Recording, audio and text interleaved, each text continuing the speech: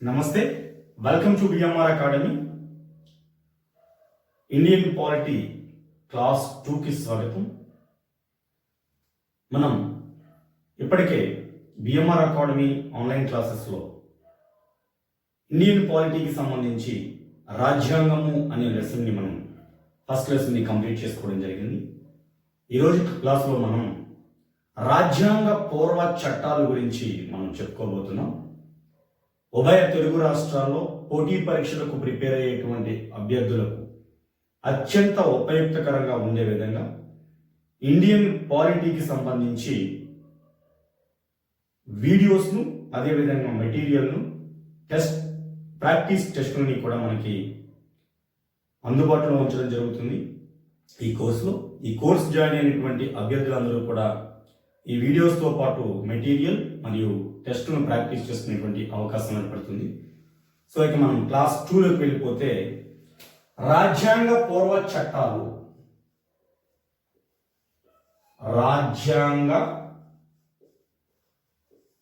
పూర్వ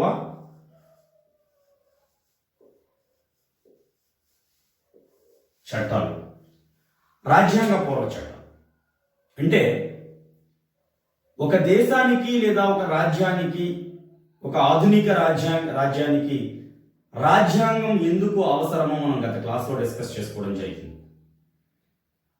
గత క్లాస్లో మనం అతిపెద్ద రాజ్యాంగం ఏది, అతి చిన్న లిఖిత రాజ్యాంగం ఏది, మొట్టమొదటి లిఖిత రాజ్యాంగం ఏది, ప్రాచీన కాలంలో మొదటి లిఖిత రాజ్యాంగం ఏది, ఆధునిక కాలంలో మొదటి లిఖిత రాజ్యాంగం ఏది, అతి ఎక్కువ కాలంలో రాయబడిన రాజ్యాంగం ఏది, అతి తక్కువ కాలంలో రాయబడిన రాజ్యాంగం ఏది, రాజ్యం అనే నిర్వచనాన్ని మొట్టమొదటిగా ఇచ్చింది ఎవరు, ఇలాంటి అనేక బిట్స్ని మనం కవర్ చేసుకోవడం జరిగింది. ఈ రోజు క్లాసులో మనం రాజ్యాంగ పూర్వ చట్టాలు అంటే భారతదేశ రాజ్యాంగాన్ని రూపొందించుకోవడానికి ముందు ఏ విధమైన చట్టాలు బ్రిటిష్ కాలంలో చేయబడ్డాయి, ఆ చట్టాలకు రాజ్యాంగానికి ఉన్నటువంటి సంబంధం ఏమిటి, ఆ చట్టాల్లో ఉండేటువంటి ఏ అంశాలు తర్వాత కాలంలో రాజ్యాంగంలో పొందుపరచబడ్డాయి, ఒక రాజ్యాంగం ఏర్పడడానికి ముందున్నటువంటి పరిస్థితులన్నీ కూడా ఏ విధంగా ఉన్నాయో మనం ఈ క్లాస్లో కూలంకషంగా చర్చించుకుందాం. 1453లో తురష్కులు కాన్స్టాంటినోపుల్ అనేటువంటి దాన్ని మూసివేయడం జరిగింది. కాన్స్టాంటినోపుల్, తురష్కులు కాన్స్టాంటినోపుల్ను మూసివేసినటువంటిది భూమార్గం. యూరోపియన్ దేశాల నుండి భారతదేశానికి రావడానికి ఒక భూమార్గంగా ఈ కాన్స్టాంటినోపుల్ ఉండేది. సో 1453లో తురష్కులు ఎప్పుడైతే కాన్స్టాంటినోపుల్ను మూసివేశారో భారతదేశానికి రావడానికి ఐరోపా వాసులకు భూమార్గం మూతపడిపోవడం జరిగింది. భూమార్గం ద్వారా భారతదేశాన్ని చేరేటువంటి అవకాశం లేకుండా పోయింది. ఇలాంటి సమయంలో భారతదేశానికి ఒక సముద్ర మార్గం కనుగోవాలని ఐరోపా వర్తకులందరూ కూడా ప్రయత్నాలు చేయడం జరిగింది. ఎందుకంటే అప్పటికే భారతదేశం గురించి తెలిసినటువంటి వ్యక్తులు, భారతదేశం గురించి తెలిసినటువంటి దేశాలు, ఇది చాలా సువిశాలమైనటువంటి, సుసంపన్నమైనటువంటి ధనధాన్యాలతో ఉన్నటువంటి దేశం, ఇక్కడ వ్యాపార వ్యవహారాలు చేసినట్లయితే చాలా లాభదాయకంగా ఉంటుందని అనేక దేశాలు భావిస్తున్నటువంటి ఆ తరుణంలో ఖచ్చితంగా భారతదేశానికి సముద్ర మార్గాన్ని కనిపెట్టాల్సినటువంటి అవసరం ఏర్పడింది. అందువల్లనే అనేక ఐరోపా దేశాలు వాళ్ళు భారతదేశ సముద్ర మార్గం కనిపెట్టడం పైన దృష్టి సారించారు. దీనిలో సఫలీకృతమైంది మాత్రం 1498లో వాస్కో డి గామా, పోర్చుగీస్ యాత్రికుడు, పోర్చుగీస్ నావికుడు వాస్కో డి గామా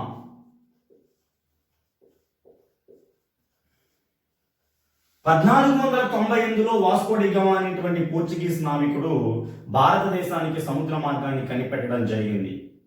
ఇది భారతదేశంతో వ్యాపార సంబంధాలు జరుపుకోవాలనుకునేటువంటి అనేక యూరోపియన్ దేశాలకు ఒక గొప్ప అవకాశంగా ఈ ఇన్వెన్షన్ అనేటువంటిది ఉపయోగపడింది. ఇవి రెండు కూడా గతంలో కానిస్టేబుల్ ఎగ్జామ్లో అడిగినటువంటి బిట్సే.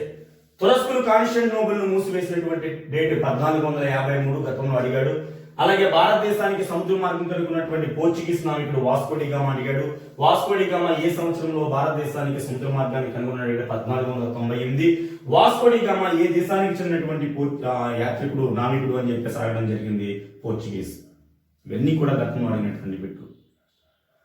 సో భారతదేశానికి సముద్ర మార్గాన్ని కనిపెట్టిన తర్వాత భారతదేశంతో వ్యాపారం జరుపుకోవాలనేటువంటి ఐరోపా కంట్రీల్లో మొట్టమొదటిసారిగా భారతదేశానికి వర్తకానికి వచ్చినటువంటి ఐరోపా వాసులు ఎవరు అంటే పోర్చుగీస్ వారు. చాలా చాలా చాలా ఇంపార్టెంట్. గతంలో కూడా మనకి ఈ బిట్ని అడగడం జరిగింది. భారతదేశానికి వ్యాపారం కోసం వచ్చినటువంటి మొదటి ఐరోపా వాసులు పోర్చుగీస్ వారు. గతంలో ఇంకొకసారి ఇదే బిట్ని ఏ విధంగా అడిగాడంటే భారతదేశానికి వర్తకం కోసం మొదటిగా వచ్చి చివరిగా వెళ్ళినటువంటి ఐరోపా వాసులు ఎవరు అని అడగడం జరిగింది? పోర్చుగీస్ వారు. మొదట వచ్చింది పోర్చుగీస్ వాళ్ళే, చివర వెళ్ళింది పోర్చుగీస్ వాళ్ళే, గుర్తుపెట్టుకోండి. ఇక్కడ బ్రిటిష్ వాళ్ళని పెట్టేటువంటి అవకాశం ఉంటుంది, చాలా మంది తప్పు చేసేటువంటి అవకాశం ఉంటుంది. పోర్చుగీస్ వాళ్ళు 1498లో వస్తే మొట్టమొదటిసారిగా భారతదేశానికి వ్యాపారం కోసం వచ్చినటువంటి యాత్రికులు పోర్చుగీస్ వాళ్ళు 1498. వీళ్ళు చిట్ట చివరిగా వెళ్ళిపోయింది ఎప్పుడు అంటే 1961 గోవా నుండి వెళ్ళిపోవడం జరిగింది. కాబట్టి భారతదేశానికి వర్తకం కోసం మొట్టమొదటిగా వచ్చి చిట్ట చివరిగా వెళ్ళినటువంటి ఐరోపా యాత్రికులు ఎవరు అని అడిగినప్పుడు మనం పోర్చుగీస్ వారు అని చెప్పేసి చెప్పాల్సి ఉంటుంది. ఓకే, భారతదేశానికి చిట్ట చివరిగా వర్తకం కోసం వచ్చినటువంటి ఐరోపా వాసులు ఎవరు అన్నప్పుడు ఫ్రెంచ్ వారు చెప్పాల్సి ఉంటుంది. ఫ్రెంచ్. మొదటిగా వచ్చింది పోర్చుగీస్ వారు, చివరిగా వెళ్ళింది పోర్చుగీస్ వారు 1961, చివరిగా వచ్చింది ఫ్రెంచ్ వారు. చిట్ట చివరిగా వచ్చినటువంటి ఐరోపా వాసులు ఫ్రెంచ్ వారు. అలా కాకుండా గతంలో ఒకసారి బిట్ అడగడం జరిగింది. ఆంధ్రప్రదేశ్ కి మొట్టమొదటిగా వచ్చినటువంటి ఐరోపా వాసులు ఎవరు అని అడిగాడు. భారతదేశం అడగలేదు. ఆంధ్రప్రదేశ్ కి వ్యాపారం కోసం వచ్చినటువంటి మొదటి ఐరోపా వర్తకులు ఎవరు అంటే డచ్ వారు లేదా హాలండ్ వారు. వీళ్ళు ఆంధ్రప్రదేశ్ కి వర్తకానికి వచ్చినటువంటి మొదటి ఐరోపా వాసులు డచ్ వాళ్ళు. మరొకసారి అనడం జరిగింది. భారతదేశంలో బ్రిటిష్ వాళ్ళ యొక్క మొట్టమొదటి వర్తక స్థావరం ఏది? గతంలో ఎస్ఐ ఎగ్జామ్ లో అడగడం జరిగింది.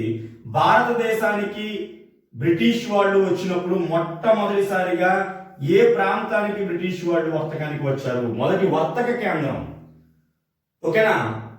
బ్రిటిష్ వారి యొక్క మొదటి వర్తక కేంద్రం భారతదేశంలో ఏంటి అంటే సూరత్. ఎస్ఐ ఎగ్జామ్ లో అడగడం జరిగింది. గుజరాత్ లో ఉంది సూరత్. అదేవిధంగా కానిస్టేబుల్ ఎగ్జామ్ లో మరొక బిట్ అడగడం జరిగింది. బ్రిటిష్ వాళ్ళు ఆంధ్రప్రదేశ్ లో మొట్టమొదటి వాణిజ్య కేంద్రాన్ని ఎక్కడ ఏర్పాటు చేసుకున్నారని అడగడం జరిగింది. Machilipatnam.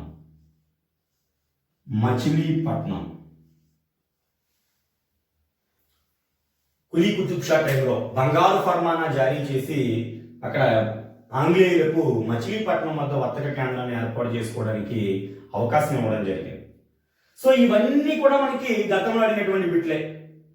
తురష్కులు Constantinople మూసివేసింది 1453. Vasco da gamma భారతదేశానికి సముద్ర మార్గాన్ని కనిపెట్టింది 1498. వాస్కో డి గామా ఏ దేశానికి చెందినటువంటి నావికుడు? పోర్చుగీస్ నావికుడు. సో పోర్చుగీస్ నావికుడైనటువంటి వాస్కో డి గామా మొట్టమొదటిసారిగా భారతదేశంలో ఏ తీరాన్ని చేరడం జరిగింది? కాలికట్ తీరం, కేరళలో ఉంది. దాన్ని కాజీకోడ్ అని పిలిచేవారు తర్వాత కాలంలో. సో భారతదేశానికి వర్తకం కోసం వచ్చినటువంటి మొదటి ఐరోపా వర్తకులు ఎవరు అంటే పోర్చుగీస్ వారు.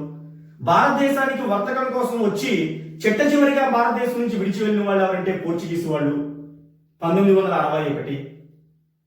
భారతదేశానికి చిట్ట చివరిగా వ్యాపారం కోసం వచ్చినటువంటి ఐరోపా వర్తకులు ఎవరు అంటే ఫ్రెంచ్ వారు. ఆంధ్రప్రదేశ్ కు మొదటిగా వర్తకం కోసం వచ్చినటువంటి ఐరోపా వాసులు ఎవరు అంటే డచ్ వారు లేదా హాలండ్ వారు. అదేవిధంగా ఆంగ్లేయులకు భారతదేశంలో మొదటి వర్తక స్థావరం ఏది అంటే సూరత్.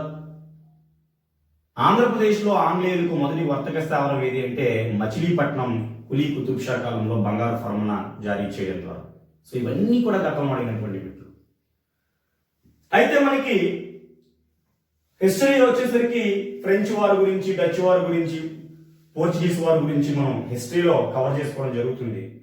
కానీ ఇక్కడ పాలిటీ విషయానికి వస్తే ఆంగ్లేయులతో మనకి లింక్ ఎక్కువ. ఎందుకంటే తర్వాత కాలంలో వర్తకం కోసం వచ్చి వారు అనేక చట్టాలు చేసి వారి యొక్క భారతదేశాన్ని వారు గుప్పెట్లో తీసుకుని ఇక్కడ పరిపాలించి చెట్ట చివరిగా వదిలి వెళ్ళిపోయి తదనంతర కాలంలో మనం రాజ్యాంగం రాసుకున్నాం కాబట్టి బ్రిటిష్ వారితో ఉన్నటువంటి ఆ విషయాల గురించి మనం ఇక్కడ డిస్కస్ చేసుకోవాల్సి ఉంటుంది. ఇంగ్లాండ్లో ఈస్ట్ ఇండియా కంపెనీ అనేటువంటి ఒక కంపెనీ భారతదేశంలో వ్యాపారం చేసుకోవడం కోసం నాటి ఇంగ్లాండ్ రాణి యొక్క అనుమతి పొంది భారతదేశానికి రావడం జరిగింది. ఆ ఈస్ట్ ఇండియా కంపెనీ ఏర్పాటైనటువంటి తేదీ 1600 డిసెంబర్ 31. 1600 డిసెంబర్ 31 డేట్ చాలా ఇంపార్టెంట్. ఈస్ట్ ఇండియా కంపెనీకు భారతదేశంతో వ్యాపారం చేసుకోవడానికి అనుమతి లభించినటువంటి తేదీ 1600 డిసెంబర్ 31 కాబట్టి ఈస్ట్ ఇండియా కంపెనీ ఏర్పాటైన తేదీ 1600 డిసెంబర్ 31 చెప్పుకుంటాం మనం. ఈస్ట్ ఇండియా కంపెనీ ఏర్పాటైనప్పుడు భారతదేశాన్ని పరిపాలిస్తున్నటువంటి మొఘల చక్రవర్తి ఎవరు? ఈస్ట్ ఇండియా కంపెనీ ఏర్పాటైనప్పుడు భారతదేశాన్ని పరిపాలిస్తున్నటువంటి మొఘల చక్రవర్తి అక్బర్. అక్బర్ కాలంలో మనకి ఈస్ట్ ఇండియా కంపెనీ అనేటువంటిది ఏర్పడింది. కానీ ఈ బిట్ ఎప్పుడు అడగలేదు. కానీ ఈస్ట్ ఇండియా కంపెనీకు భారతదేశంలో వ్యాపారం చేసుకోవడానికి అనుమతినిచ్చినటువంటి మొఘల చక్రవర్తి మాత్రం గతంలో ఆడడం జరిగింది జహాంగీర్. ఈస్ట్ ఇండియా కంపెనీ ఏర్పాటైన తేదీ 1600 డిసెంబర్ 31. ఈస్ట్ ఇండియా కంపెనీ ఏర్పాటైనప్పుడు మొఘల చక్రవర్తి అక్బర్. ఈస్ట్ ఇండియా కంపెనీకి అనుమతినిచ్చినటువంటి మొఘల్ చక్రవర్తి మనకి Jahangir. Okay, queen Elizabeth I ఉన్నప్పుడు ఆనాడు ఇంగ్లాండ్ రాణిగా ఈస్ట్ ఇండియా కంపెనీకి అనుమతినిచ్చేటువంటి సమయానికి క్వీన్ ఎలిజబెత్ I ఇంగ్లాండ్ రాణిగా ఉన్నారు. అనుమతి ఇచ్చారు.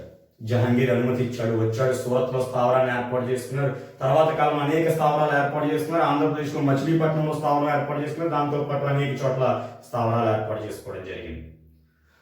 కొద్ది రోజులు పోయిన తర్వాత, కొద్ది రోజులు వర్తకం చేసిన తర్వాత ఇక్కడ భారతదేశంలో ఉండేటువంటి రాజులలో ఉండేటువంటి అనైక్యతను, భారతదేశ ప్రజల్లో ఉండేటువంటి అమాయకత్వాన్ని, ఇక్కడ ప్రజల్లో ఉండేటువంటి నిరక్షరాస్యతను, ఇవన్నీ కూడా వాళ్ళ యొక్క అవకాశాలుగా తీసుకుని మన భారతీయ రాజుల మధ్య యుద్ధాలు జరుగుతున్నటువంటి సమయంలో బ్రిటిష్ వారు కూడా మధ్యలో వాళ్ళు దూరి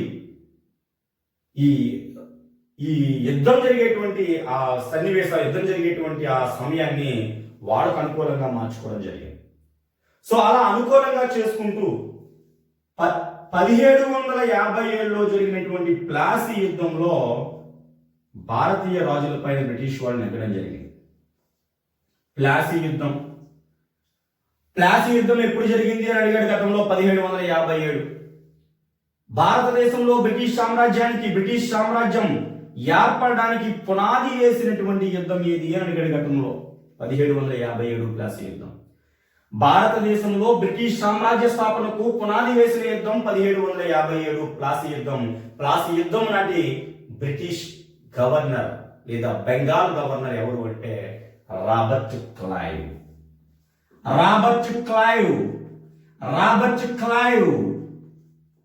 ఆర్కాటవీరుడు అని చెప్పేసి పిలుస్తూ ఉంటారు రాబర్ట్ క్లైవ్.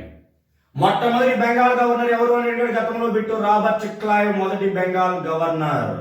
చివరి బెంగాల్ గవర్నర్ వారన్ హేస్టింగ్స్. మొదటి బెంగాల్ గవర్నర్ రాబర్ట్ క్లైవ్. ఆర్కాట వీరుడు రాబర్ట్ క్లైవ్. 1757 ప్లాసీ యుద్ధం కాలం నాటి బెంగాల్ గవర్నర్ రాబర్ట్ క్లైవ్.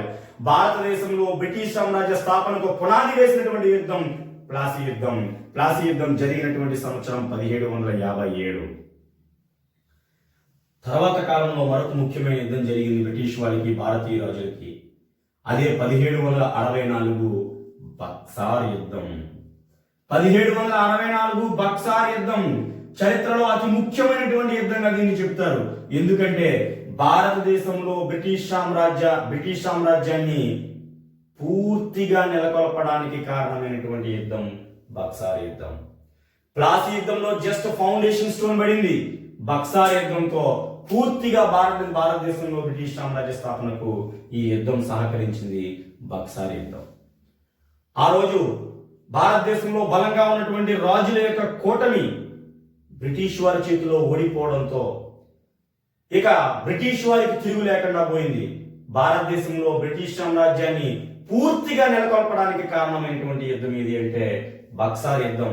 మన భారతీయుల చరిత్రలో ఒక చీకటి అధ్యాయంగా చెప్పుకోవచ్చు. బక్సార్ యుద్ధం 1764 బక్సార్ యుద్ధం. సో బక్సార్ యుద్ధం అనంతరం 1765లో అలహాబాద్ సంధి జరిగింది. 1765లో అలహాబాద్ సంధి జరిగింది. అలహాబాద్ సంధి ఇది కూడా గతంలో అడగడం జరిగింది. అలహాబాద్ సంధి 1765. ఈ అలహాబాద్ సంధిలో ఒప్పందం జరిగినప్పుడు ఇక్కడ ముఖ్యమైనటువంటి 2 పాయింట్లు మనం గమనించాలి. దివానీ హక్కులు బెంగాల్ గవర్నర్కి ఇవ్వబడ్డాయి.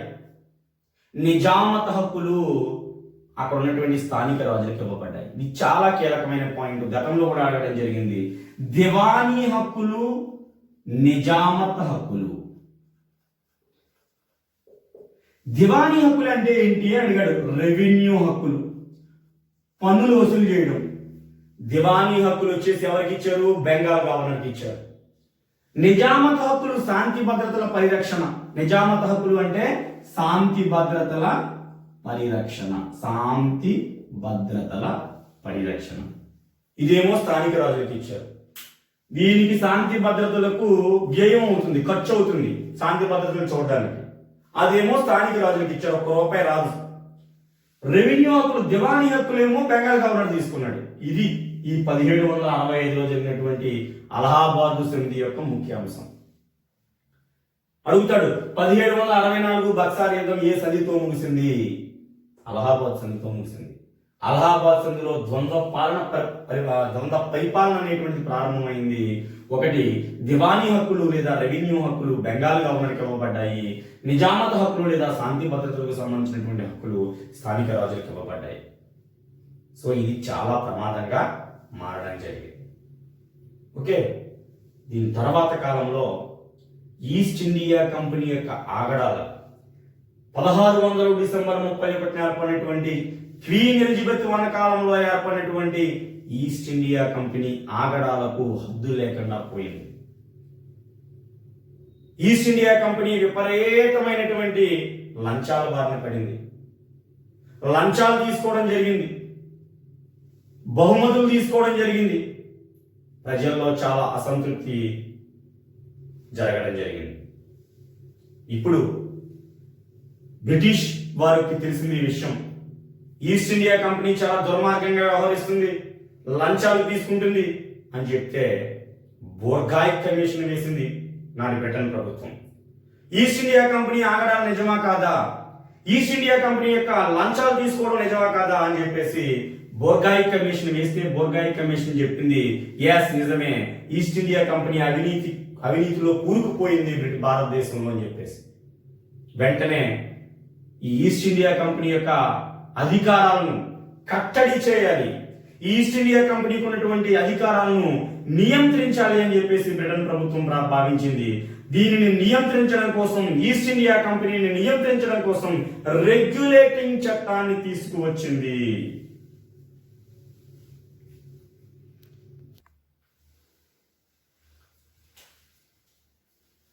సో దాంతో 1773 రెగ్యులేటింగ్ చట్టం చేయాల్సినటువంటి పరిస్థితి ఏర్పడింది బ్రిటన్ ప్రభుత్వానికి.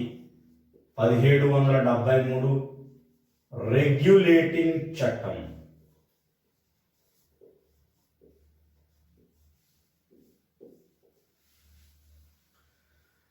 రెగ్యులేటింగ్ చట్టం. ఈ రెగ్యులేటింగ్ చట్టం ఎవరిని నియంత్రించడానికి లేదా ఎవరిని నియంత్రించడానికి ఏర్పడింది? ఈస్ట్ ఇండియా కంపెనీని నియంత్రించడానికి ఏర్పడింది. బోర్గాయ్ కమిషన్ ఇచ్చినటువంటి సిఫార్సుల మేరకు రెగ్యులేటింగ్ చట్టం చేయడం జరిగింది బ్రిటన్ ప్రభుత్వం. ఈ బ్రిటిష్ ఏదైతే ఈస్ట్ ఇండియా కంపెనీ ఉందో ఈ కంపెనీ అవినీతిలో కూరుకుపోయింది. సో దీన్ని కంట్రోల్ చేయాలనేటువంటి ఉద్దేశంతో రెగ్యులేటింగ్ చట్టాన్ని చేయడం జరిగింది. సో రెగ్యులేటింగ్ చట్టం చేసేటప్పటికి బెంగాల్ గవర్నర్గా ఎవరున్నారు అంటే వారెన్ హేస్టింగ్స్ ఉన్నాడు. Warren Hastings. సో మొదటి బెంగాల్ గవర్నర్ రాబర్ట్ క్లైవ్, చివరి బెంగాల్ గవర్నర్ వారెన్ హేస్టింగ్స్. ఎందుకంటే వారెన్ హేస్టింగ్స్ బెంగాల్ గవర్నర్ గా ఉన్నప్పుడే బెంగాల్ గవర్నర్ పదవి రద్దయింది. వారెన్ హేస్టింగ్స్ బెంగాల్ గవర్నర్ గా ఉన్న సమయంలో 1773 రెగ్యులేటింగ్ చట్టం ఏర్పడింది. సో రెగ్యులేటింగ్ చట్టం ఏం చేసింది అంటే, రెగ్యులేటింగ్ చట్టంలో ఉన్నటువంటి ఫస్ట్ పాయింట్ ఏంటి అంటే బెంగాల్ గవర్నర్ అనేటువంటి పదవిని రద్దు చేసింది. బెంగాల్ గవర్నర్ పదవిని ఏం చేసింది? రద్దు చేసింది. రద్దు చేసి గవర్నర్ జనరల్ ఆఫ్ బెంగాల్ గా మార్చింది. Governor general of Bengal, governor general of Bengal గా మార్చింది. సో బెంగాల్ గవర్నర్ అనే పదవి రద్దయ్యి గవర్నర్ జనరల్ ఆఫ్ బెంగాల్ అనేటువంటి పదవిగా మారింది. అప్పుడు ఎవరున్నారు? రెగ్యులేటింగ్ చట్టం చేసేటప్పుడు ఈ బెంగాల్ గవర్నర్ ఎవరున్నారు? వారెన్ హేస్టింగ్స్ ఉన్నాడు. సో వారెన్ హేస్టింగ్సే చివరి బెంగాల్ గవర్నర్ అయ్యాడు, ఎందుకంటే రద్దు అయిపోయింది కాబట్టి ఆ పదవి. మొదటి బెంగాల్ గవర్నర్ ఏమో రాబర్ట్ క్లైవ్, 1757 ప్లాసీ యుద్ధం నాటి బెంగాల్ గవర్నర్, ఆర్కాట్ వీరుడు. చివరి బెంగాల్ గవర్నర్ ఏమో వారెన్ హేస్టింగ్స్, ఎందుకంటే బెంగాల్ గవర్నర్ పదవి ఉంటూ ఈ రెగ్యులేటింగ్ చట్టం వల్ల ఈ పదవి రద్దు అయిపోయింది కాబట్టి ఇతనే చివరి బెంగాల్ గవర్నర్. ఓకే, సో ఈ పదవి రద్దు అయిపోయి ఏ పదవిగా మారింది? గవర్నర్ జనరల్ ఆఫ్ బెంగాల్ గా మారింది. సో అప్పటి నుంచి వారెన్ హేస్టింగ్స్ ఏమయ్యాడు? బెంగాల్ గవర్నర్ గా ఉండేవాడు. ఈ పదవి రద్దు అయిపోవడంతో గవర్నర్ జనరల్ ఆఫ్ బెంగాల్ గా నియమితులయ్యాడు. సో మొదటి గవర్నర్ జనరల్ ఆఫ్ బెంగాల్ ఎవరు అవుతారు? వారెన్ హేస్టింగ్స్ అవుతాడు. ఓకే, జాగ్రత్తగా అర్థమైంది కదా ఈ పాయింట్. బెంగాల్ గవర్నర్ గా వారెన్ హేస్టింగ్స్ ఉంటుండగా ఈ పదవి రద్దు అయింది కాబట్టి ఇతనే చివరి బెంగాల్ గవర్నర్ అయ్యాడు, వారెన్ హేస్టింగ్స్. సో ఈ పదవి రద్దు అయ్యి గవర్నర్ జనరల్ ఆఫ్ బెంగాల్ గా మారింది. సో ఈ పదవి నుంచి వారెన్ హేస్టింగ్స్ ఈ పదవికి మారాడు, గవర్నర్ జనరల్ ఆఫ్ బెంగాల్ గా మారాడు. కాబట్టి మొట్టమొదటి గవర్నర్ జనరల్ ఆఫ్ బెంగాల్ ఎవరంటే వారెన్ హేస్టింగ్స్ అవుతాడు. ఓకే, సో ఇది రెగ్యులేటింగ్ చట్టంలో ఉన్నటువంటి మెయిన్ పాయింట్. ఇక రెగ్యులేటింగ్ చట్టం ఎవరి కాలంలో, ఏ బ్రిటిష్ గవర్నర్ జనరల్ కాలంలో ఏర్పడింది అంటే బ్రిటన్ ప్రభుత్వంలో ఎవరు ఈ రెగ్యులేటింగ్ చట్టాన్ని బ్రిటన్ పార్లమెంట్ లో ప్రవేశపెట్టారు అంటే లార్డ్ నార్త్ ప్రవేశపెట్టారు. లార్డ్ నార్త్ బ్రిటన్ మంత్రి ఈ రెగ్యులేటింగ్ చట్టాన్ని బ్రిటన్ పార్లమెంట్ లో ప్రవేశపెట్టారు, భారతదేశ పార్లమెంట్ గా. ఓకే, లార్డ్ నార్త్ రెగ్యులేటింగ్ చట్టాన్ని ప్రవేశపెట్టింది లార్డ్ నార్త్. ఈ రెగ్యులేటింగ్ చట్టం ఎంత కాలానికి చేయబడింది అని అడుగుతూ ఉంటాడు. 20 సంవత్సరాలు. రెగ్యులేటింగ్ చట్టంతో పాటుగా చార్టర్ చట్టాలన్నీ కూడా 20 సంవత్సరాల కాలానికే చేయబడ్డాయి. ఒక 1853 చార్టర్ చట్టం తప్ప, ఒక 1853 చార్టర్ చట్టం తప్ప రెగ్యులేటింగ్ చట్టంతో పాటు మిగిలిన చట్టాలన్నీ కూడా, చార్టర్ చట్టాలన్నీ కూడా 20 సంవత్సరాల కాలానికి చేయబడ్డాయి. సో ఏవి చార్టర్ చట్టాలు అంటే 1773 రెగ్యులేటింగ్ చట్టం తర్వాత చేయబడిన చట్టాలు. ఓకే,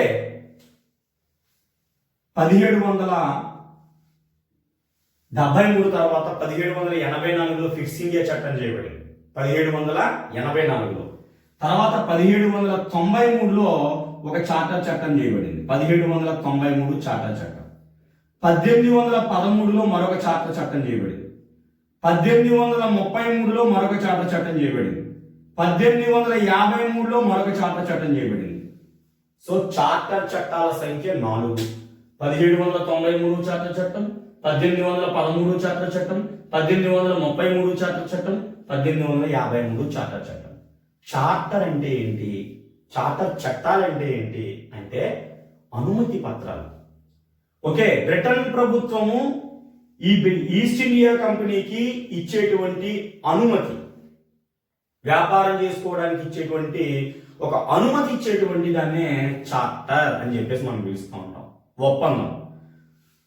సో ఇలాంటి చార్టర్ చట్టాలు 4 ఉన్నాయి. ఇందులో 3 చార్టర్ చట్టాలు 20 years కాలానికి చేపడ్డాయి. 1793 టు 1813 20 సంవత్సరాలు, 1813 టు 1833 20 సంవత్సరాలు, 1833 టు 1853 20 సంవత్సరాలు. చివరి చార్టర్ చట్టం మాత్రం 20 సంవత్సరాల కాలానికి చేయబడలేదు. అది ఎంత కాలానికి చేయబడింది అనేది నిర్ధారించలేదు. సో అందుకనే ఈ చార్టర్ చట్టాలన్నింటిలోని కూడా అతి తక్కువ కాలం ఏ చట్టం అమల్లో ఉంది అంటే 1853 చార్టర్ చట్టం అమల్లో ఉంది. తక్కువ కాలం అమల్లో ఉన్న చార్టర్ చట్టము లేదా చిన్న చార్టర్ చట్టం ఏది అంటే 1853 చార్టర్ చట్టం. మిగిలినవన్నీ కూడా 20 సంవత్సరాల కాలానికి చేయబడ్డాయి. 1773 రెగ్యులేటింగ్ చట్టము 20 సంవత్సరాలకే చేయబడింది. ఓకే, తర్వాత ఉన్నటువంటి చార్టర్ చట్టాలన్నీ కూడా 20 సంవత్సరాలు చేయబడ్డాయి, ఒక్క 1853 చార్టర్ చట్టం మినహాయించి. సో లార్డ్ నార్త్ అనేటువంటి బ్రిటన్ మంత్రి బ్రిటిష్ పార్లమెంట్ లో ఈ రెగ్యులేటింగ్ చట్టాన్ని ప్రవేశపెట్టాడు. సో బెంగాల్ గవర్నర్ పదవి గవర్నర్ జనరల్ ఆఫ్ బెంగాల్ గా మారింది. దాని ప్రకారం మొట్టమొదటి Warren Hastings governor general of Bengal గా వ్యవహరించడం జరిగింది. అదేవిధంగా ఈ చట్టం ప్రకారం 1774లో కలకత్తాలో పోర్ట్ విలియంలో ఒక సుప్రీం కోర్టు ఏర్పాటు చేయబడింది. Very very very most important point. 1773 regulating చట్టం ప్రకారము 1774లో కలకత్తాలో పోర్ట్ విలియంలో ఒక సుప్రీం కోర్టు ఏర్పాటు చేయడం జరిగింది. సుప్రీం కోర్టు ఎక్కడ ఏర్పాటు చేయబడింది? కలకత్తాలో ఏర్పాటు చేయబడింది, ఢిల్లీలో కాదు. 1774లో ఏర్పాటు చేయబడిన సుప్రీం కోర్టు కలకత్తాలో ఏర్పాటు చేయబడింది, పోర్ట్ విలియంలో. సో ఏ చట్టం ప్రకారం ఏర్పడింది? రెగ్యులేటింగ్ చట్టం ప్రకారం ఏర్పడింది.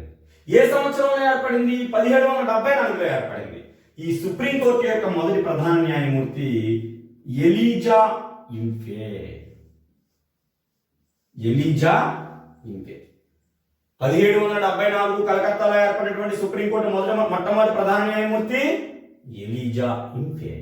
ఎలీజా ఇంఫేతో పాటుగా మరొక 3 న్యాయమూర్తులను ఏర్పాటు చేయడం జరిగింది.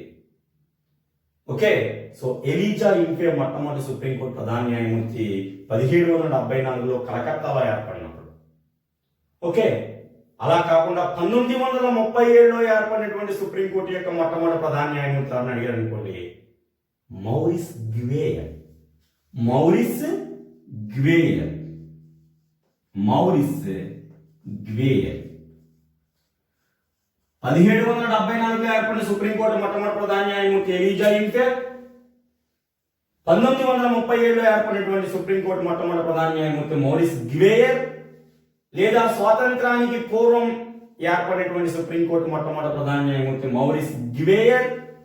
స్వాతంత్ర్యానంతరం సుప్రీంకోర్టు మొట్టమొదటి ప్రధాన న్యాయమూర్తి హరిలాల్ జే ఖానియా, హెచ్జే ఖానియా. స్వతంత్రానంతరం సుప్రీంకోర్టు యొక్క మొట్టమొదటి ప్రధాన న్యాయమూర్తి హెచ్జే ఖానియా, హరిలాల్ జే ఖానియా.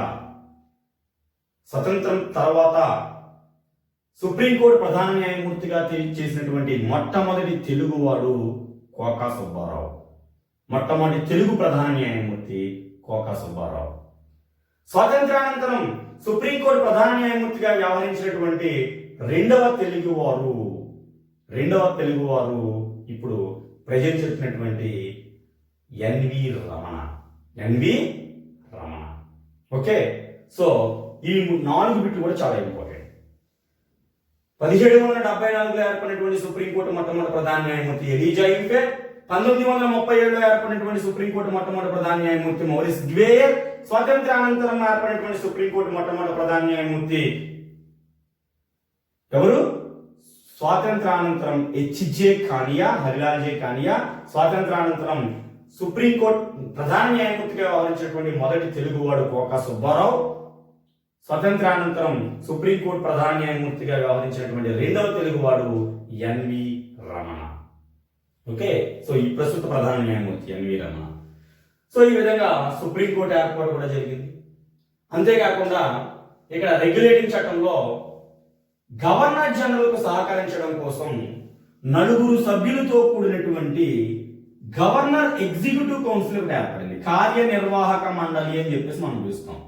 అంటే గవర్నర్ జనరల్ ఆఫ్ బెంగాల్కి సహకరించడానికి ఒక కార్యనిర్వాహక మండలి ఏర్పడింది.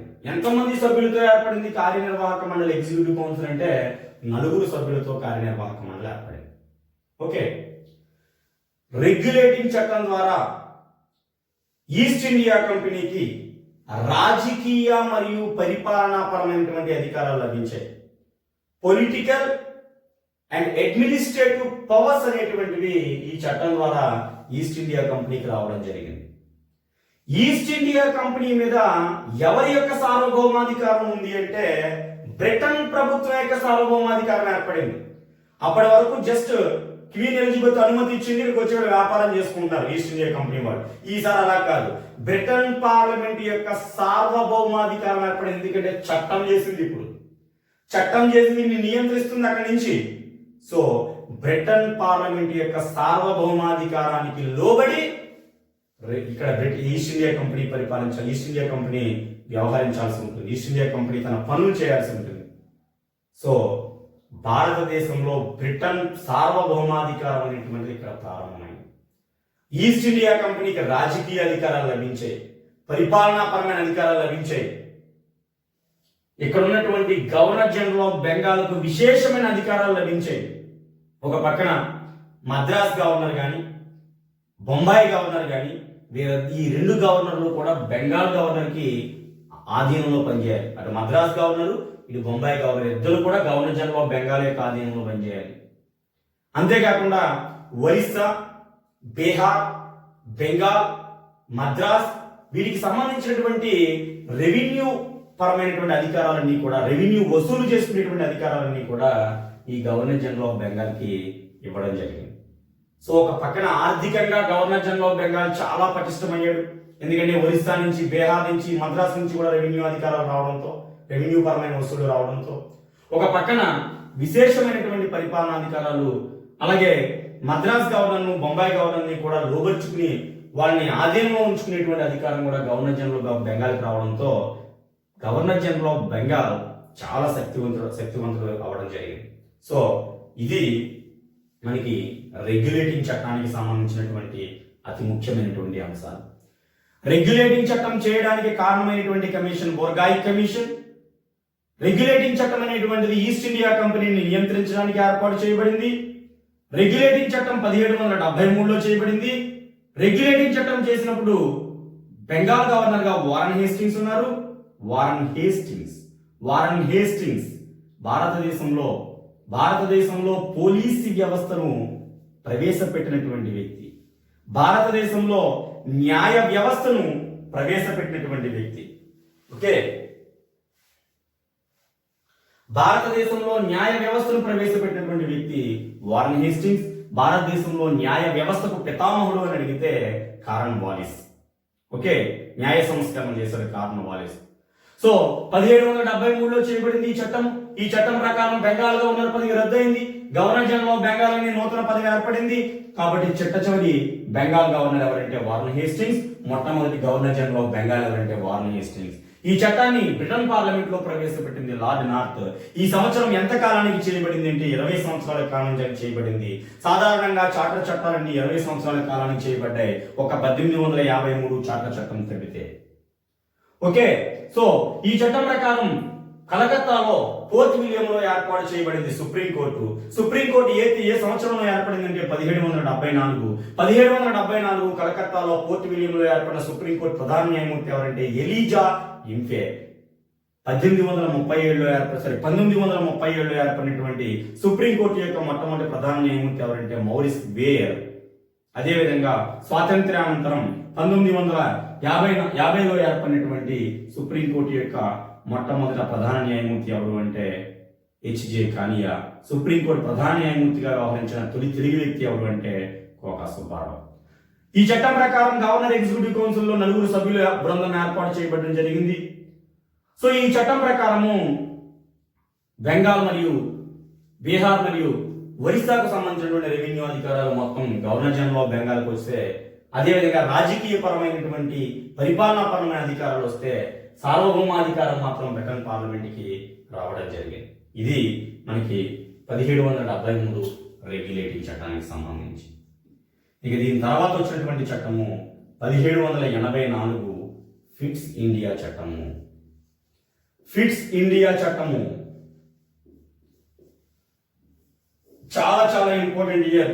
ఫిట్స్ ఇండియా చట్టము గతంలో అడిగాడు. రెగ్యులేటింగ్ చట్టంలో ఉండేటువంటి లోపాలను సవరించడానికి చేయబడినటువంటి చట్టమే ఫిట్స్ ఇండియా చట్టము.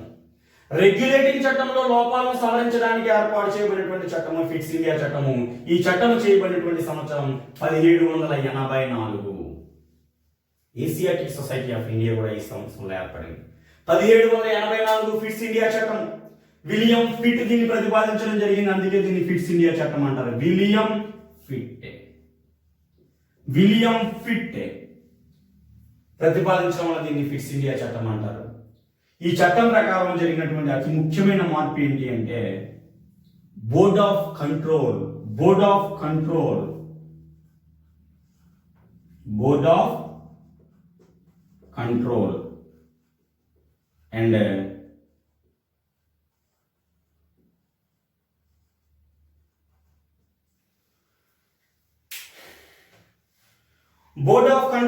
కోర్ట్ ఆఫ్ డైరెక్టర్స్ అనేటువంటి వ్యవస్థ ఏర్పడింది. కోర్ట్ ఆఫ్ డైరెక్టర్స్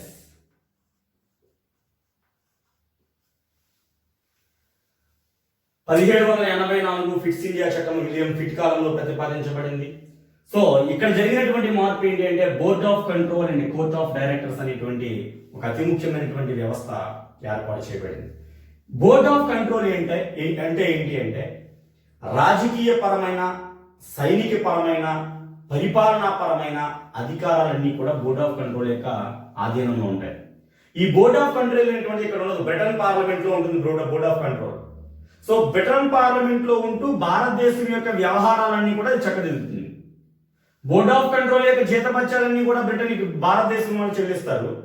సో భారతదేశానికి సంబంధించినటువంటి నిర్ణయాలన్నీ కూడా ఎక్కడి నుంచి జరుగుతాయి? బ్రిటన్ లో ఉన్నటువంటి బోర్డ్ ఆఫ్ కంట్రోల్ నుంచి జరుగుతాయి.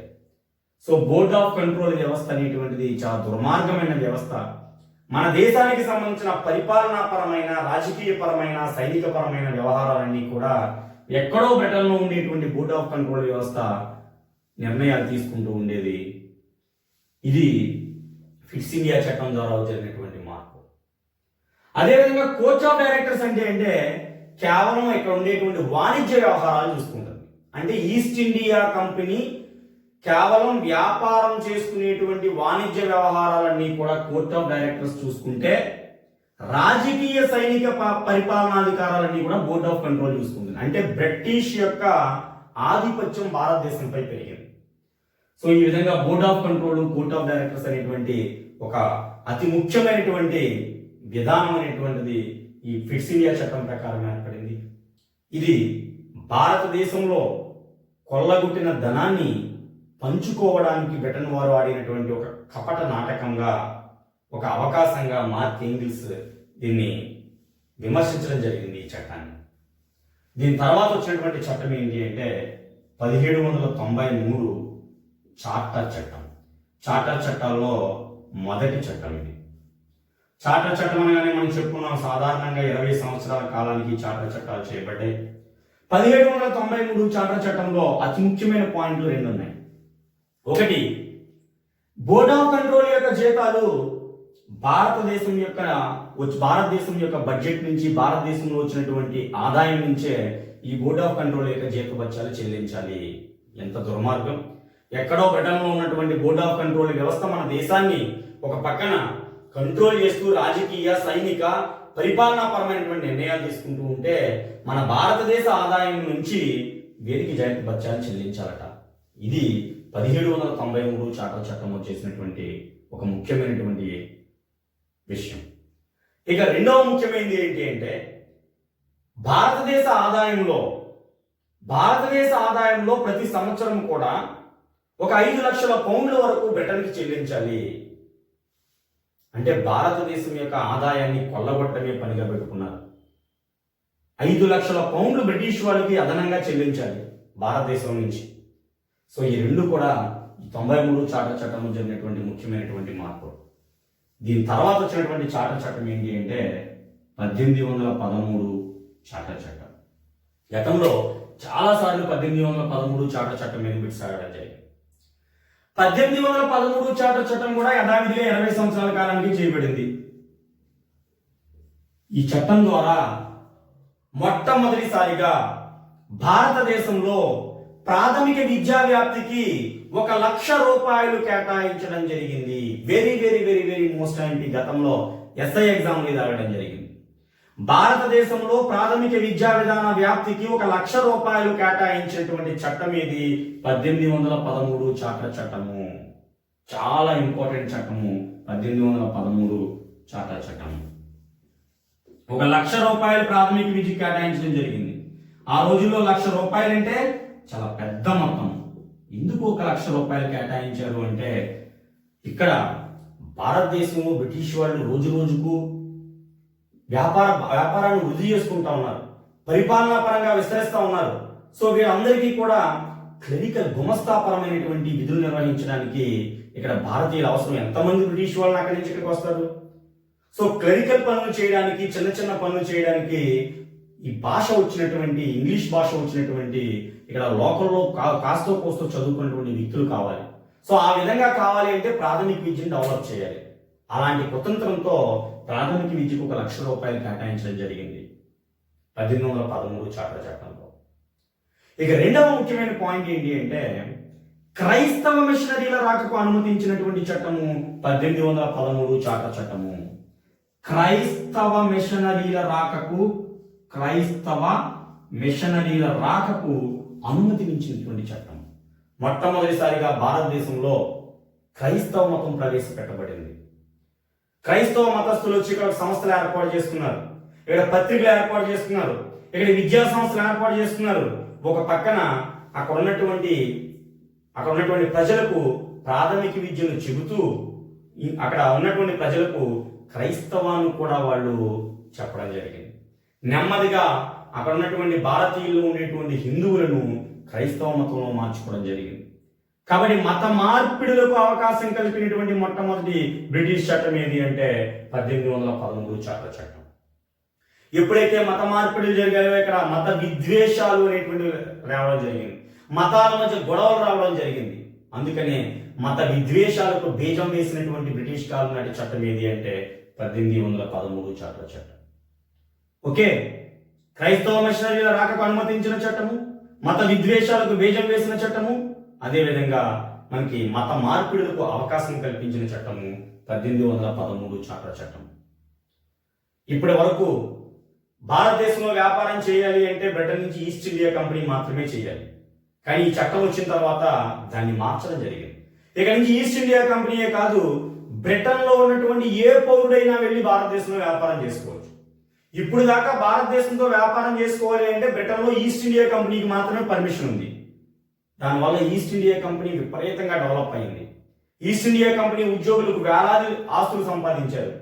సో మిగిలినటువంటి బ్రిటన్ పౌరులు కూడా ఏం చేశారు, మేము కూడా భారతదేశం వెళ్ళి వ్యాపారం చేసుకుంటాం. ఎవరికైనా ఉంటుంది కదా. ఇక్కడ చూస్తే ఇక్కడ ప్రజలు అమాయకులు, ఇక్కడ ప్రజలు నిరక్షరాస్యులు, ఇక్కడ ఎక్కువ సహజ వనరులు ఉన్నాయి, వీటిని దోచుకుంటే మనకి ఎక్కువ డబ్బులు వస్తాయి. సో ఇప్పుడు దాకా ఈస్ట్ ఇండియా కంపెనీ దోచుకుంది, సాధారణ బ్రిటన్ పౌరులు కూడా మాకు కూడా మేము వ్యాపారం చేసుకుంటాం బ్రిటిష్ భారతదేశం అంటే వాళ్ళకు కూడా అనుమతి ఇచ్చింది ఈ చట్టం. సో స్వేచ్ఛా వాణిజ్య విధానానికి అనుమతి ఇచ్చింది. ఫ్రీ ట్రేడ్, ఇప్పుడు జరుగుతున్నటువంటి దేశాల మధ్య జరుగుతున్నటువంటి ఏదైతే ఫ్రీ ట్రేడ్ ఉందో, సో స్వేచ్ఛా వాణిజ్య విధానం ఉందో దానికి అనుమతినిచ్చిన చట్టము 1813 చార్టర్ చట్టం. ఇప్పుడు దాకా ఈస్ట్ ఇండియా కంపెనీ వాళ్ళు మాత్రమే భారతదేశంలో వ్యాపారం చేసేవారు. ఇక్కడ నుంచి బ్రిటన్లో ఎవరైనా వచ్చి వ్యాపారం చేసుకోవచ్చు. కాకపోతే ఒక 2 వ్యాపారాలను మాత్రం ఈస్ట్ ఇండియా కంపెనీకే పరిమితం చేసేసింది. ఆ రెండు వ్యాపారాల్లో కేవలం ఈస్ట్ ఇండియా కంపెనీయే వ్యాపారం చేసుకోవాలి. ఏంటి ఆ 2 అంటే, ఒకటి చైనాతో నల్లమందు వ్యాపారము, రెండవది తేయాకు వ్యాపారం. చైనాతో నల్లమందు వ్యాపారము, తేయాకు వ్యాపారము, ఈ 2 వ్యాపారాలని మాత్రమే మనకి ఈస్ట్ ఇండియా కంపెనీకి మినహాయించింది. మిగిలిన అన్ని వ్యాపారాలను ఎవరైనా చేసుకోవచ్చు బ్రిటన్లో ఉన్నటువంటి వాళ్ళని చెప్పేసి ప్రభుత్వం అనుమతించింది 1813 చార్టర్ చట్టం ప్రకారం. ఇక్కడ మీరు గమనించండి, నల్లమందు తేయాకు చట్టాన్ని ఎందుకు ఈస్ట్ ఇండియా కంపెనీకి వదిలేసింది అంటే ఈ 2 విపరీతమైనటువంటి ఆదాయాన్ని తెచ్చిపెట్టేవి ఆ రోజుల్లో. చైనాతో నల్లమందు వ్యాపారము, తేయాకు వ్యాపారము 2 కూడా విపరీతమైన ఆదాయాన్ని తీసుకొచ్చేవి ఈస్ట్ ఇండియా కంపెనీకి. అందుకని ఈస్ట్ ఇండియా కంపెనీ వెళ్ళి బ్రతిమాలుకుంది, అయ్యా మాకు అన్ని వ్యాపారాలని మీరు స్వేచ్ఛా వాణిజ్య విధానం కింద బ్రిటన్ పౌరులు అందరూ చేసుకోవడానికి అనుమతిస్తే ఇవ్వండి, కానీ ఈ 2 వ్యాపారాలు మాత్రం మాకు వదిలేయండి ఇవేని చెప్పేసి వాళ్ళని పర్మిషన్ తెచ్చుకోవడం జరిగింది. నల్లమందు వ్యాపారము, తేయాకు వ్యాపారం. అందుకనే గత ఎస్ఐ ఎగ్జామ్లో పెట్టి అడిగాడు, 1813 చార్టర్ చట్టం ప్రకారం ఏ 2 వ్యాపారాలను ఈస్ట్ ఇండియా కంపెనీకి మినహాయించడం జరిగింది అని అడగడం జరిగింది. చైనాతో నల్లమందు వ్యాపారము అండ్ తేయాకు వ్యాపారం. ఓకే, అంతేకాకుండా స్థానిక సంస్థలకు పన్నులు విధించేటువంటి అవకాశం కల్పించారు ఈ చట్టం ప్రకారం 1813 చార్టర్ చట్టం ప్రకారం. అంతేకాకుండా ఈస్ట్ ఇండియా కంపెనీలోనికి భారతీయుల్ని తీసుకునేటువంటి అవకాశం కూడా ఈ 1813 చార్టర్ చట్టం ద్వారా కల్పించారు. సో 1813 చార్టర్ చట్టంలో ఉన్నటువంటి ముఖ్యాంశాలు ఒకసారి చూసుకుంటే, భారతదేశంలో ప్రాథమిక విద్యా వ్యాప్తి కోసం 1,00,000 రూపాయలు కేటాయించారు. క్రైస్తవ మిషనరీల రేఖకు అనుమతి ఇచ్చారు. మత విధ్వంసాలకు బీజం వేసిన చట్టము, మత మార్పిడులకు అవకాశం కల్పించిన చట్టము, స్వేచ్ఛా వాణిజ్య విధానానికి అవకాశం కల్పించిన చట్టము, తేయాకు అదేవిధంగా చైనాతో నల్లమందు వ్యాపారం మినహా మిగిలిన వ్యాపారాలకు బ్రిటన్లో ఏ పౌరుడైనా చేసుకోవడానికి అవకాశం కల్పించిన చట్టము, స్థానిక సంస్థలు పన్నులు విధించే అధికారం కల్పించినటువంటి చట్టము, ఈస్ట్ ఇండియా కంపెనీలో భారతీయులను తీసుకోవడానికి అవకాశం కల్పించిన చట్టము. ఇవన్నీ కూడా 1813 చార్టర్ చట్టంలో ముఖ్యాంశాలు. ఇక నెక్స్ట్ చట్టము చార్టర్ చట్టము 1833 చార్టర్ చట్టం. 1833 చార్టర్ చట్టం కూడా 20 సంవత్సరాల కాలానికే చేయబడింది. సో 1813 చార్టర్ చట్టం చేసినప్పుడు లార్డ్ మింటో ఉన్నారు. Lord Minto governor general of బెంగాల్గా ఉన్నారు. లార్డ్ మింటో వన్ ఉన్నారు. లార్డ్ మింటో వన్ 1773 రెగ్యులేటింగ్ చట్టం చేసినప్పుడు వారన్ హేస్టింగ్స్ ఉన్నారు గవర్నర్ జనరల్ ఆఫ్ బెంగాల్ గా. 1784 ఫిట్స్ ఇండియా చట్టం చేసినప్పుడు కూడా వారన్ హేస్టింగ్స్ ఉన్నారు. 1793 చార్టర్ చట్టం చేసినప్పుడు కార్న్ వాలిస్ ఉన్నాడు, న్యాయ వ్యవస్థ పితామహుడు కార్న్ వాలిస్ ఉన్నారు. 1813 చార్టర్ చట్టం చేసినప్పుడు లార్డ్ మింటో వన్ ఉన్నారు. 1833 చార్టర్ చట్టం చేసేటప్పటికి William Bentinck governor general of Bengal గా ఉన్నారు. ఎవరున్నారు? William Bentinck. 1833 చార్టర్ చట్టం సమయంలో ఎవరున్నారు? విలియం బెంటింగ్ ఉన్నారు. William Bentinck. భారతదేశంలో సతీ సహగమనాన్ని రద్దు చేసినటువంటి గవర్నర్ జనరల్ విలియం బెంటింగ్. భారతదేశంలో ఆంగ్ల విద్యా విధానాన్ని ప్రవేశపెట్టిన గవర్నర్ జనరల్ విలియం బెంటింగ్. భారతదేశంలో బానిసత్వాన్ని రద్దు చేసినటువంటి ఏ గవర్నర్ జనరల్ కాలంలో రద్దు చేయబడిన విలియం బెంటింగ్. ఓకే, దగ్గులు అనే దారి దోపిడీ దొంగలను అణిచివేసినటువంటి గవర్నర్ జనరల్ విలియం బెంటింగ్. నర బలులను నిషేధించినటువంటి గవర్నర్ జనరల్ ఎవరు? William Bentinck. ఓకే, 1833 చార్టర్ చట్టం నాటి గవర్నర్ జనరల్ విలియం బెంటింగ్. దగ్గులు అనే దారి దోపిడీ దొంగలను అణిచివేసినటువంటి గవర్నర్ జనరల్, నర బలులను నిషేధించినటువంటి గవర్నర్ జనరల్, సతీ సహగమన రద్దు చట్టాన్ని చేసినటువంటి గవర్నర్ జనరల్, భారతదేశంలో ఆంగ్ల విద్యా విధానాన్ని రాజా రామ్మోహన్ రాయ్ సిఫార్సులతో ఆంగ్ల విద్యా విధానాన్ని ప్రవేశపెట్టినటువంటి governor general William Bentinck. Macaulay committee సిఫార్సుల మేరకు లార్డ్ మెకాలే కమిటీ సిఫార్సుల మేరకు భారతదేశంలో ఆంగ్ల విద్యా విధానం ప్రవేశపెట్టబడింది. లార్డ్ మెకాలే బ్యాచింగ్లన్ మెకాలే కమిటీ సిఫార్సుల మేరకు 1835లో భారతదేశంలో రాజా రామ్మోహన్ రాయ్ ప్రోత్సాహంతో విలియం బెంటింగ్ గవర్నర్ జనరల్ గా ఉన్నటువంటి సమయంలో భారతదేశంలో ఆంగ్ల విద్యా విధానం ప్రవేశపెట్టబడింది. ఓకే, సో అది అదేవిధంగా బానిసత్వాన్ని రద్దు చేయాలని మొదటిగా ప్రయత్నించిన ఎలిన్బెరో ఒప్పుకోకపోవడంతో అది తాత్కాలికంగా వాయిదా పడిన తర్వాత కాలంలో బానిసత్వం కూడా రద్దు చేయబడింది, బానిస వ్యవస్థ రద్దు చేయబడింది. 1833 చార్టర్ చట్టం ప్రకారం జరిగినటువంటి ప్రధానమైన మార్పు ఏంటి అంటే, గవర్నర్ జనరల్ ఆఫ్ బెంగాల్ అనేటువంటి పదవి గవర్నర్ జనరల్ ఆఫ్ ఇండియాగా మారిపోయింది. చాలా జాగ్రత్తగా గమనించాలి. అప్పటిదాకా గవర్నర్ జనరల్ ఆఫ్ బెంగాల్ ఉంది, ఈసారి గవర్నర్ జనరల్ ఆఫ్ ఇండియాగా మారిపోయింది. చాలా చాలా important bit. Governor general of Bengal పదవిని గవర్నర్ జనరల్ ఆఫ్ ఇండియాగా మార్చినటువంటి చట్టం ఏది అని అడుగుతాడు. 1833 చార్టర్ చట్టము. సో ఈ చట్టం చేసినప్పుడు ఎవరున్నారు? William Bentinck governor general of Bengal గా ఉన్నారు. కాబట్టి చివరి గవర్నర్ జనరల్ ఆఫ్ బెంగాల్ ఎవరవుతారు? విలియం బెంటింగే అవుతాడు. ఎందుకంటే ఆ తర్వాత ఈ గవర్నర్ జనరల్ ఆఫ్ బెంగాల్ పదవి పూర్తిగా రద్దయిపోయింది కాబట్టి చివరి గవర్నర్ జనరల్ ఆఫ్ బెంగాల్ ఎవరవుతారంటే విలియం బెంటింగ్. మొట్టమొదటి గవర్నర్ జనరల్ ఆఫ్ బెంగాల్ ఎవరని చెప్పుకున్నాం మనం? Warren Hastings. మొదటి బెంగాల్ గవర్నర్ రాబర్ట్ క్లైవ్, చివరి బెంగాల్ గవర్నర్ వారన్ హేస్టింగ్స్. మొదటి governor general of Bengal Warren Hastings, చివరి governor general of Bengal William Bentinck. మొదటి governor general of India William Bentinck. అర్థమైందా? బెంగాల్ గవర్నర్ రాబర్ట్ క్లైవ్, చివరి బెంగాల్ గవర్నర్ వారన్ హేస్టింగ్స్. ఈ పదవి రద్దయిపోయి గవర్నర్ జనరల్ ఆఫ్ బెంగాల్ అయింది. ఓకే, రెగ్యులేటింగ్ చట్టం ద్వారా. కాబట్టి మొదటి governor general of Bengal Warren Hastings, చివరి governor general of Bengal William Bentinck. ఎందుకంటే 1833లో ఈ చట్టం ప్రకారం రద్దు అయిపోయే సమయానికి విలియం బెంటింగ్ ఉన్నాడు కాబట్టి చివరి governor general of Bengal. So ఇది రద్దు అయిపోయిన ఏ విధంగా ఏర్పడింది? గవర్నర్ జనరల్ ఆఫ్ ఇండియాగా మారింది దాని పేరు. సో మొదటి గవర్నర్ జనరల్ ఆఫ్ ఇండియా ఎవరంటే విలియం బెంటింగ్. ఓకే, సో ఈ విధంగా 1833 చార్టర్ చట్టం గురించి మనం చెప్పుకోవచ్చు. 1833 చార్టర్ చట్టంలో ఎగ్జిక్యూటివ్ కౌన్సిల్ యొక్క సభ్యుల సంఖ్య 4కి చేయడం జరిగింది. మనం చెప్పుకున్నాం 1773 రెగ్యులేటింగ్ చట్టంలో ఎగ్జిక్యూటివ్ కౌన్సిల్ యొక్క సభ్యుల సంఖ్య 4 అని చెప్పేసి. తర్వాత 1784లో దాన్ని 3కి తగ్గించారు. ఓకే, 3కి తగ్గించి మళ్ళీ 1833 చార్టర్ చట్టం వచ్చేసరికి 3ని మళ్ళీ 4 చేశారు. ఎక్స్ట్రాగా ఒక న్యాయ సభ్యుని వేయడం జరిగింది. బ్యాచింగ్లర్ మెకాలేని ఆ రోజు న్యాయ సభ్యుడిగా నియమించడం జరిగింది. ఓకే, తర్వాత 1833 చార్టర్ చట్టం ప్రకారమే లా కమిషన్ అనేటువంటిది ఏర్పడింది. స్వతంత్రానంతరం మొట్టమొదటి లా కమిషన్ యొక్క అధ్యక్షుడు ఎంసి సెతల్వాడ్. ఎంసి సెతల్వాడ్ మొదటి attorney general of India. MC Setalvad ఆయనే మొదటి లా కమిషన్ యొక్క అధ్యక్షుడు. సో లా కమిషన్ తర్వాత కాలంలో అనేక ముఖ్యమైనటువంటి చట్టాలు తీసుకొచ్చింది. 1853 అనంతరం 53 చట్టం అనంతరం అతి ముఖ్యమైనటువంటి చట్టాలను ఈ లా కమిషన్ తీసుకురావడం జరిగింది. ఫర్ ఎగ్జాంపుల్ 1859లో సిపిసి ఏర్పడింది.